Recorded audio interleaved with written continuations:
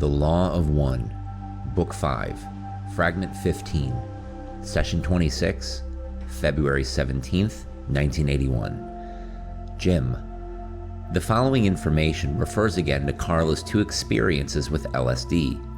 We were very thankful that there were only two experiences with which she and we had to deal, for, as you can see, the debilitating effects apparently mount rapidly with each ingestion.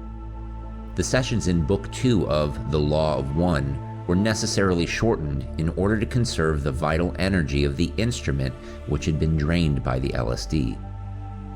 Carla. I can only add the fact that this period of weakness did occur, and so Ra's suggestion not to mix any drugs with channeling seems to me a sound piece of advice that I have followed ever since. Session 26, February 17th, 1981. Questioner.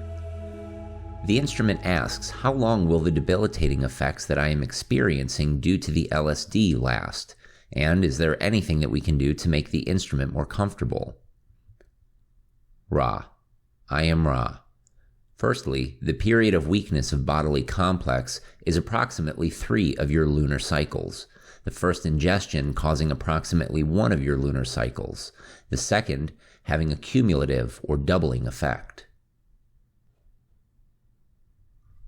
The Law of One, Book 5, Fragment 16, Session 27, February 21st, 1981. Jim. Just before I joined Don and Carla at the end of 1980, I traveled to the Portland, Oregon area to work with Paul Shockley and the Aquarian Church of Universal Service. It was a happy experience in itself, and it also provided the catalyst that eventually saw me return to Kentucky and join L&L Research. After 2 months in Oregon, I decided to take a weekend alone to think about an opportunity to earn a great deal of money that had been presented to me by one of the members of the Aquarian Church. 30 seconds into my first meditation of the weekend, the very clear message to return to Don and Carla flashed across my inner sky. So I said goodbye to my new friends and returned to Louisville. 3 weeks later, the Ra contact began, and when Paul Shockley was informed of the nature of the contact, he asked that 2 questions be asked for him of the social memory complex Ra. The answer to the second query is especially interesting to us because it seems to suggest the means by which some of the pyramids of Egypt were constructed. Carla. In 1986, we were invited to Shockley's Friendship Conference, and I finally met this channel for a source called Cosmic Awareness. He was a very sincere and valiant channel, pure in his desire to serve. I feel it unfortunate that the questions put to this channel over a period of time pretty much changed and worsened the quality of information received. As always when this occurs, the culprit was a fascination with transient material. I think that it was the questions put to this excellent channel that lessened the metaphysical level of this channeling. Session 27, February 21st, 1981. Questioner.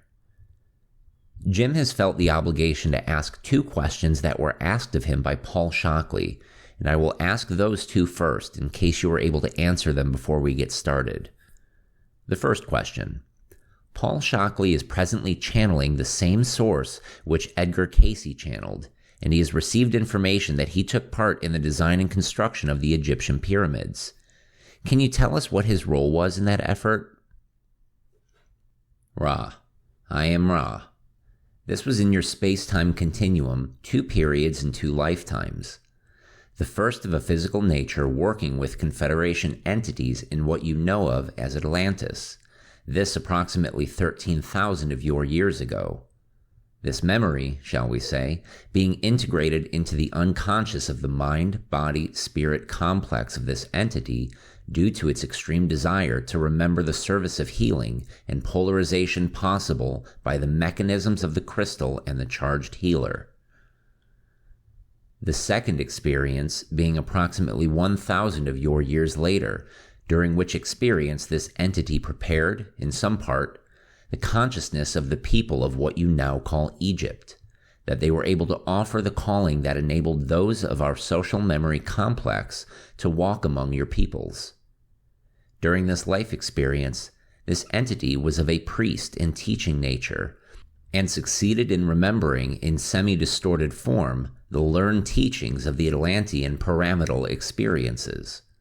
Thus, this entity became a builder of the archetypal thought of the law of one with distortions towards healing which aided our people in bringing this through into a physical manifestation. Questioner: the second question is, Paul has also received information that there were other beings aiding in the construction of the pyramids, but that they were not fully materialized in the third density. They were materialized from their waist up to their heads, but were not materialized from their waist down to their feet. Did such entities exist and aid in the construction of the pyramids, and who were they? Ra.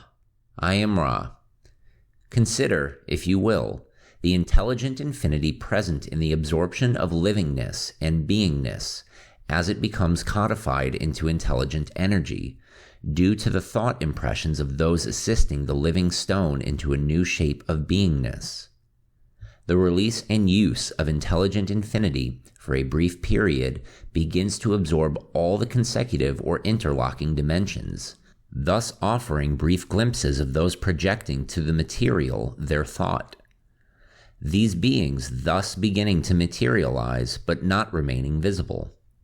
These beings were the thought form or third density visible manifestation of our social memory complex as we offered contact from our intelligent infinity to the intelligent infinity of the stone. The Law of One, Book 5, Fragment 17, Session 29, February 23rd, 1981. Jim. Ra had advised Carla never to do any kind of physical healing because she was always very low on physical energy, and such healing would tend to drain her already low reserve in that area. Carla. Since I was a child, I've had some sort of odd ability to sit with someone and, with our hands in contact, be able to clear some of the surface clutter away from the other person's mind or being. I've never investigated what I am doing or how to do it better, trusting rather in my instinct for the right time to offer this. Perhaps I should, but it has always struck me as a very marginal gift, not one near my central path. I think that if I have any healing ability, it is in my listening. When somebody comes to me for private counsel, I think of the time as a listening session and see myself as a spiritual listener. There is much healing in a person's talking something through with another in a supportive atmosphere. The listener simply enables the person to listen better to herself. And I have very deep instincts towards doing this. So this is where I have focused my own efforts to become a better healer. Listening is truly an art, and I think it begins with the way we listen to ourselves. There is a tremendous strength in knowing one's full self, the dark side as well as the one that sees the light of everyday behavior. Once one has finally become able to bear one's own full nature and has gone through the painful process of surrendering the pride that would deny that wretchedness within, one becomes better able to love and forgive oneself. Often I think we feel our failure comes in being kind to another. But when this occurs, you can be sure the first and proximate causes of this outer ruthlessness lies within, in the self's refusal to reckon with the full circle self. Session 29, February 23rd, 1981. Questioner. The instrument had a question. If we have time for a short question, I will read it. The instrument does not desire to do physical healing work. She already does spiritual balancing by hands. Can she read the private healing material without doing physical healing? I'm assuming that she means, can she read it without creating problems in her life pattern? She does not wish to incur lessening of positive polarity. Can she read the material under these conditions? Ra. I am Ra. We shall speak shortly due to the fact that we are attempting to conserve this instrument's vital energies during the 3-month period of which we have spoken. This entity has an experiential history of healing on levels other than the so-called physical. Thus, it is acceptable that this material be read. However, the exercise of fire shall never be practiced by this instrument as it is used in the stronger form for physical healing. The Law of One, Book 5, Fragment 18, Session 30, February 24th, 1981. Jim, a fellow associated with Cosmic Awareness Communications in Washington State, was developing and distributing a machine that was supposed to augment the general health and well-being of a person, and we asked Ra whether it might aid Carla. The response suggested Carla's magnetic field was somewhat unusual and very likely formed in such an unusual way as to permit contact with those of Ra specifically. This unusual magnetic field has been a source of frequent inconveniences with any electromagnetic equipment which Carla has used on a regular basis. She breaks it just by touching it periodically. She can't wear any but quartz crystal watches, and we have many, many semi-functional tape recorders lying about different areas of our house. Carla, it makes for a good story, but it can be frustrating to have electronically damaging energy. I am not amused when I break things. The last thing I want is to destroy the very machines that allow me to communicate. And my tendency to feel various odd energies has at times been an unwelcome gift. I remember a couple of times when my being able to perceive some occult frequency or another put me in the way of very forceful people who decided that I was to work with them. Of course, I have withstood any request for help which I felt uncomfortable accepting, but I don't really enjoy the process of convincing someone that I won't come out and play. In all of the things, and there are a million or two, that we've tried to better my physical condition, we have not found anything of that nature that avails. However, the gifts of spirit and faith are far more efficacious. So I've become relatively uninterested in new modalities and gadgets, and rest in prayer and peace, knowing the perfect self within. Session 30, February 24th, 1981. Questioner. The instrument would like to know if you could tell her whether or not this item, which is called Sam Miller's polarizer, would help her physical well-being. Could you do that? Ra. I am Ra. As we scan the instrument, we find anomalies of the magnetic field which are distorted towards our abilities to find narrow band channel into this instrument's mind-body-spirit complex. The polarizer of which you speak, as it is, would not be helpful. A careful reading of this instrument's aura by those gifted in this area, and subsequent alterations of the magnetizing forces of this polarizer would assist the entity, Sam, in creating such a polarizer that would be of some aid to the instrument. However, we would suggest that no electrical or magnetic equipment not necessary for the recording of our words be brought into these sessions, for we wish no distortions that are not necessary. The Law of One, Book 5, Fragment 19, Session 32, February 27th, 1981. Jim. Many people have written to us over the years, telling us of what they call psychic attacks and asking how to protect themselves from them. It seems that one needn't perform any elaborate rituals or call upon any big league light bearers for assistance. Rod describes the manner in which anyone can provide all the protection that will ever be necessary in any situation, and it is very, very simple. Carla. I will be 54 next birthday, and as I get older, I become more and more convinced that our path always lies in offering praise and thanksgiving for whatever is coming our way, no matter what we may humanly think about it. This is easy to do in good times, but it is a matter of some persistence of discipline to train the mind not to shrink away from trouble we perceive coming at us. However, I encourage in everyone that patient tenacity that refuses to doubt the Creator no matter what. Once we have very clear the fact that we are safely in the Creator's hands and heart, this becomes easier.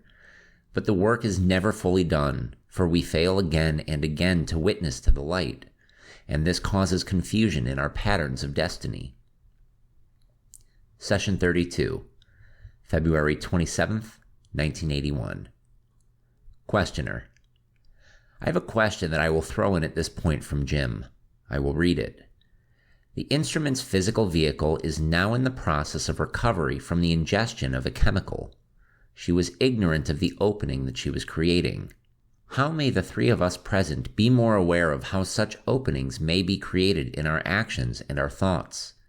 Is it possible that we can make such openings innocently as we question in different areas during these sessions? And what can we do to protect ourselves from negative influences in general? Are there any rituals or meditations that we can do to protect ourselves? Ra: I am Ra. Although we are in sympathy with the great desire to be of service exemplified by the question, our answer is limited by the distortion of the way of confusion.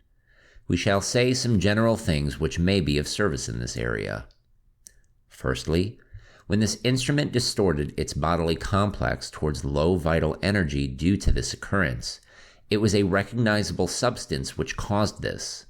This was not a, shall we say, natural substance, nor was the mind-body-spirit complex enough aware of its distortion towards physical weakness.